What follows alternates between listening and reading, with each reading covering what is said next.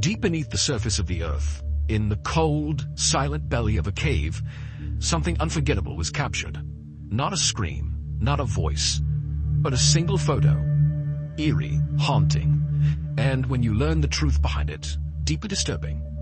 Tonight on Nightmare Chronicles, we're unraveling one of the most infamous caving incidents ever recorded, not just for the horror of what happened underground, but for the chilling image that emerged from it. An image that, even without context, will send a shiver down your spine. But once you understand the full story behind it, it may never leave your mind again. That photo and its terrifying truth will be revealed at the end of this video. But first, if you're drawn to the strange, the dark, and the deeply unsettling, welcome to Nightmare Chronicles, where we explore the shadows of reality, one story at a time. We upload once a week, so hit subscribe, turn on notifications, and show that like button. It's not safe in the dark. Now, turn off the lights, take a breath, and prepare to descend into one of the darkest stories we've ever told.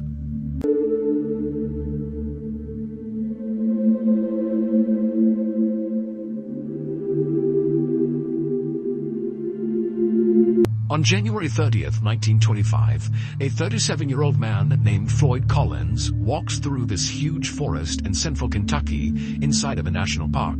As he walked along, his boots splashed in the melting snow and mud on the ground, and above him, all he heard was the sound of water dripping down amongst the leaves. It was warmer than it had been in several days, and so that was why Floyd was out here. He was trying to take advantage of the nice weather. And so after walking for a while on this muddy, slushy trail, the trees around Floyd began to thin out, and then eventually he reached the edge of the tree line, and in front of him was this huge clearing. Now, in this clearing, the trail he was on continued straight ahead, but it came to a stop in front of this huge cavern-like opening in the side of a hill. And so without hesitation, Floyd stepped out of the trees into the sunlight, and he walked the rest of the trail right up to the opening of this cavern, and he stopped and just stared and smiled.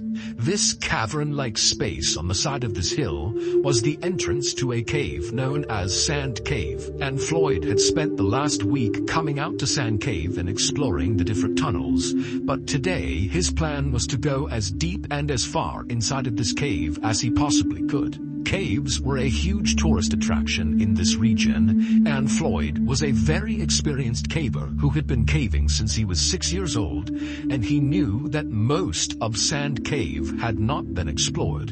And so if he could go in there and explore all the different parts of the cave and map it all out and make sure it was safe, it was sure to be a huge moneymaker. He could bring people here and lead them on guided tours. So Floyd left the muddy path he had been walking on and stepped foot inside of this grand entrance to Sand Cave. It's basically this 250-foot wide cathedral-like space inside of this hill with ceilings high enough you could stand, but it's totally dark in there, and despite being this big open space, it very quickly funnels to this one kind of tunnel that goes straight down and connects to all these offshoot underground passageways, many of which have never been explored before. And so, as Floyd walked across this big open entryway, he lit his oil lamp and then began mentally preparing himself for what he was about to do, which was going to be very claustrophobia-inducing, even for a very experienced caver. And so Floyd reached the back of this huge entryway, and he reached this tunnel that would connect to the rest of the cave, and he began walking down it. And this tunnel was not very restricting. You could stand in it, you could move around in it, but it was very short. It was 15 feet straight down at an angle, where at the bottom of those 15 feet was a square hole in the ground. And Floyd, having been here the previous week, knew that once you go through this hole, the real caving begins. Now you're going to be down on your hands and knees, wriggling your way through these very tight and restricting areas where you don't really know where you're going. Because again, a lot of this stuff has never been explored before. But this is why Floyd loved caving. He loved the adventure and the risk of doing things like this. And so Floyd got to this hole. He put his oil lamp down on the ground. He casually lowered himself feet first into this hole, which dropped down several feet. And then once he was on firm ground, he reached up, grabbed his oil lamp, and pulled it into the hole with him. Once he was inside of this lower level space, he crouched down and looked around, and off to his right was a tunnel that he could crawl through that seemed to lead to a series of other tunnels. So he puts his lamp in front of him, he gets down and he begins crawling through this tunnel. And after a little while, he reaches this kind of fork in the road, where he had several options of very narrow tunnels to choose from. Now, the previous week, Floyd had gone down several of these tunnels and mapped out where they went, but there was one tunnel in particular at this fork that was very narrow. It was likely the most narrow of all the tunnels, but from where he had seen the last week, it looked like it went pretty far without obstruction.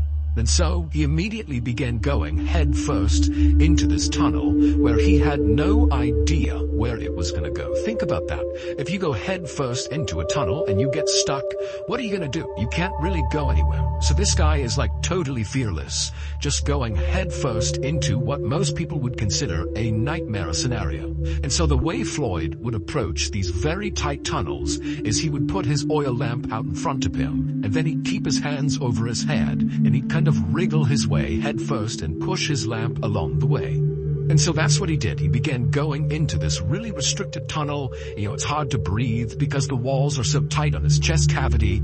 But as he's going, eventually the ceiling begins to slope upward just enough that he can pull himself up onto his hands and knees and kind of catch his breath. By this point, Floyd was approximately 55 feet underground. That's where this little pocket was, where he could get up on his hands and knees and breathe. And so from this position, he still could see with his lamp that this tunnel continued to snake further and further down, and his hope was that eventually it would lead to a big underground chamber that was not just big enough to go to your hands and knees on, but was big enough you could stand and walk around in, because those were the big tourist attractions. Not only because it seems like another world underground that you can fully explore and walk around in, but also, as Floyd knew from his past experience of going into other caves, a lot of times those big underground chambers are full of Native American artifacts. And again, that was a huge potential moneymaker for people like Floyd, because it allowed him to advertise that this cave where tourists could go explore was full of all this rich history. And so Floyd eventually, after catching his breath in this little spot, got back down onto his stomach with his hands out in front of him, with the lamp out ahead of his fingers, and he began going deeper and deeper into this unexplored section of Sand Cave. And as he inched along, even though the ceiling remained very tight on top of him, he's totally compressed to the ground, the walls on either side of him began to expand, which meant Floyd, if he wanted to, could actually turn himself around, although he couldn't stand up. And so Floyd is making his way down this very low ceiling area when he notices his oil lamp is beginning to flicker, which means it's going to go out soon. Now, Floyd wasn't concerned about suddenly being in the darkness inside of a cave. Now, to most people, that would be terrifying, but Floyd, again, was so experienced, he was very confident that he could easily make his way out again just by touch. He didn't need the light. But he did know that trying to move around inside of a cave in the darkness was dangerous, and so he should not do that if he could avoid it. And so as much as Floyd wanted to continue and hopefully find something incredible inside of this cave, he decided he really needed to just turn around and go back to the surface and come back the next day to continue exploring. And so, because this part of the tunnel he was in was really wide, he was able to turn himself around and drag the lamp until he was facing back uphill, and then he rolled onto his back. So his head is pointing back up where he came from, and his feet are pointing in the direction that he had previously been traveling, and he's on his back. And so his oil lamp is above his head. He can move his arms side to side because, again, it's pretty wide in the area he's in, but his head is pretty restricted by the ceiling, and he began inching with his heels and pushing with his arms, moving up the tunnel on his back.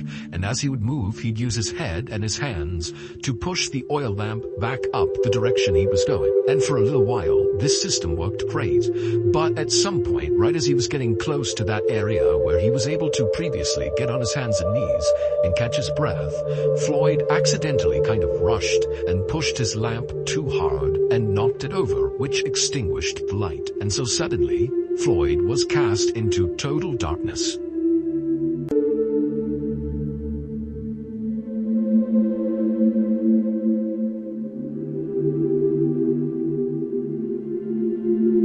Now, again, Floyd was not concerned or really even scared about being in darkness inside of this cave, but this was not a good scenario and he knew it. But he told himself stay calm. He knew where he was in the cave. He just needed to get to that little pocket. He'd catch his breath, and then he'd continue his way back up, eventually reach that hole in the ceiling, that square hole. He'd climb out, make his way out of the cave, and boom, he'd be done. And so Floyd just continued to push the now extinguished oil lamp above his head, and he continued to inch with his heels and moved his arms around to keep going backwards up this tunnel. But then, right before Floyd reached that pocket inside of the tunnel where he could get onto his hands and knees, he heard the sound of falling rocks somewhere below him, kind of near his legs. Now it's pitch black, he can't see anything, and so Floyd just kind of held his breath and hoped that whatever was happening wouldn't affect him. But then he felt a shooting pain in his left leg. A 27-pound rock had broken loose from the low ceiling and landed on his left ankle. Now, at first, Floyd was actually relieved that the rock had landed only on his left leg, and in fact, his leg was actually kind of positioned in a depression on the floor of the cave, and so the rock didn't really hit his left ankle directly. It kind of like hit the ground and then leaned onto his left ankle, and his left ankle was kind of protected in the depression in the cave floor. And so Floyd's thinking, thank goodness it only landed on my ankle and not on my head or my chest, because then I'd be dead. And so, after catching his breath and kind of calming down, Floyd tensed his body and pulled his left leg as hard as he could to clear this 27-pound rock. But his foot wouldn't budge, and so Floyd thought he would just reach down and kind of dig his foot out. He'd just move the rock out of the way. But even though this cave had widened out on either side of Floyd, when he had gone deeper and deeper into it, because he had retraced its steps, he was farther up the tunnel where those sides had really come in much closer to him, and so he wasn't able to actually reach down and touch the rock. The walls made it impossible, and so he wasn't able to use his hands to clear this rock. And so Floyd is pinned underground, unable to move, in absolute pitch darkness, inside of a cave that's practically crushing his chest because the ceiling is so low, and he knows it's unstable. The ceiling has now fallen off, so there's a chance more rocks could come in at any time. I mean, this is like a worst-case scenario for anybody who goes caving. But Floyd told himself to just stay calm. He knew this was a very bad situation, but people were certain to find out he was missing, and they knew he had gone to Sand Cave, and they would come here, they would find him, and they would rescue him. And so Floyd just decided he would wait, and for an agonizing 30 hours. Remember, 30 hours of pitch blackness, trapped in a totally claustrophobic environment. 30 hours of this, no food, no water, can't go to the bathroom. He's laying there for 30 hours, and then finally, he hears a voice coming from somewhere near the entrance of this cave. And when he heard that voice, it was like the sweetest sound he had ever heard, because not only did they represent help, but the voice was coming from Floyd's brother, Homer, who was also a very experienced caver. And so Floyd's thinking, thank goodness, I'm saved. And so Homer was able to navigate from the entrance down all the way to the tunnel that Floyd was in, and Homer got to that spot in the tunnel where Floyd had gone to his hands and knees, that pocket there. So Homer's in that pocket, and he can see Floyd is only a few feet away from him. He can see Floyd's head right there. And so Homer, who had a lamp, he shines light on Floyd, and the two brothers don't waste any time with small talk. Instead, Homer, who had his oil lamp, had set it up right next to them, and he began feeding Floyd sausage sandwiches and giving him sips of water. And then Homer would tell Floyd that he just did not have the equipment to help Floyd get out right now, but Homer was going to go back to the surface, get men, get supplies, and then come back and save Floyd. And so Floyd is very thankful, he's very relieved. He says goodbye to Homer, and Homer turns and makes his way back up to the surface. 15 hours later, Homer would return by himself, and so at this point, Floyd has been trapped for 45 hours. And so Floyd, he's laying there kind of in and out of consciousness, and he hears the sound of Homer calling out to him, and then he hears the sound of Homer chiseling away at some rocks. It would turn out Homer's plan to save Floyd was basically to chisel away the side of this section of tunnel that Floyd was stuck in, in order to be able to reach down and somehow, some way, clear the rock off of Floyd's leg and then pull Floyd up. Now, Floyd understood, of course, that this plan of chiseling away the side of this tunnel to make it wider was going to take some time, but luckily Homer had shown up with more food and water, and they chatted the whole time as Homer worked, and so Floyd was in good spirits and Homer was very optimistic.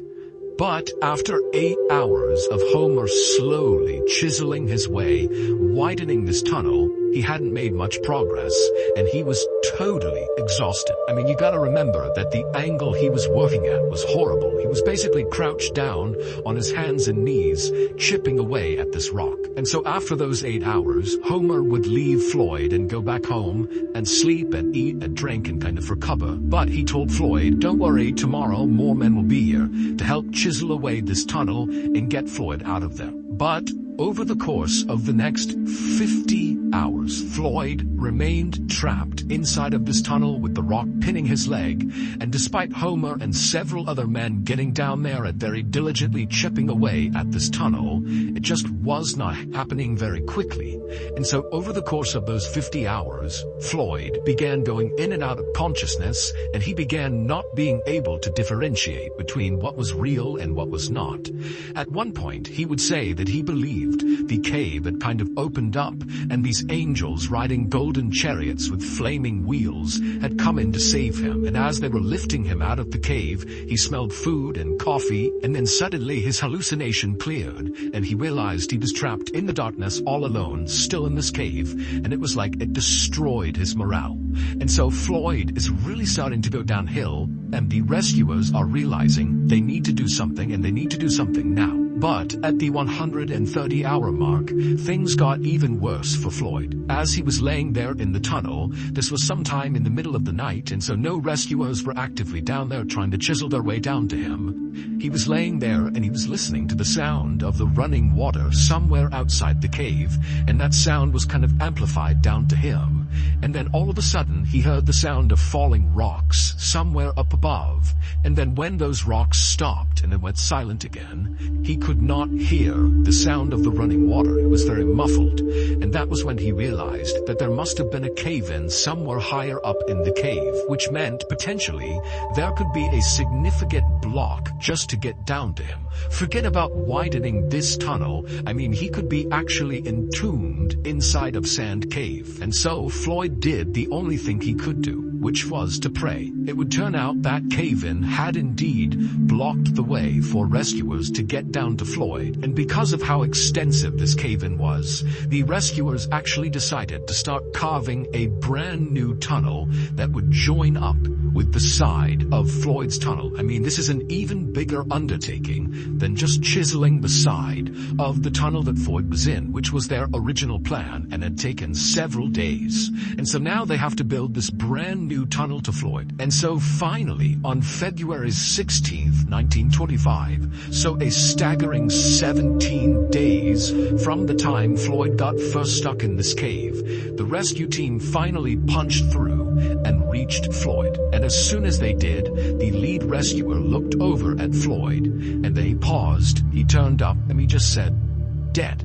It would turn out shortly after that cave-in, which sealed Floyd in completely inside of Sand Cave, at some point over the next couple of days, those rocks began to break free and tumble down the cave and began striking Floyd until finally one or several of those rocks hit him in the head or chest and killed him. So just imagine, you are trapped. You've been there for several days. You're in total darkness. You're entombed inside of this cave, and periodically, rocks just come tumbling down and smash into you. Who knows how long it took to kill him, but that has to be one of the most agonizing ways to go ever. Shortly before that cave-in first happened, a photographer took a picture of Floyd, who at the time believed he was going to get out, and all the rescuers believed they were going to get him out. But shortly after this photo was taken, the cave-in would happen, and at that point, Floyd didn't know it, but he was doomed. Here is that photo.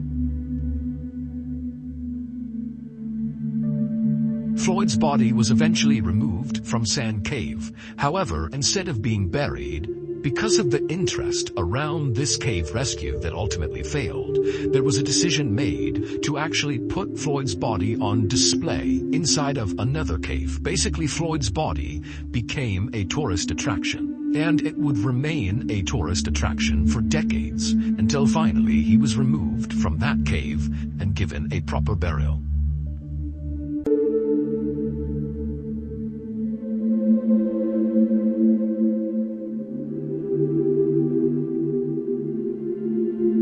And that is the chilling truth behind the photo that sent shivers down the spines of millions. A single image, seemingly simple, yet hiding a horrifying tragedy. A story almost too unsettling to believe. Sometimes it's not what we see that's most terrifying, but what lurks just beneath the surface, silently waiting to be discovered. So what do you think about this story? Was it merely an accident, or is there something deeper, darker, something humanity was never meant to face? Share your thoughts in the comments below, because sometimes the most disturbing answers come from viewers just like you. If you found this video compelling, don't forget to like, subscribe to Nightmare Chronicles, and turn on the notification bell so you never miss another eerie tale drawn from the shadows. We'll see you next week. Until then, stay alert, stay curious, and never ignore the feeling that something might be watching you. Because here on Nightmare Chronicles, the darkness always has a story to tell.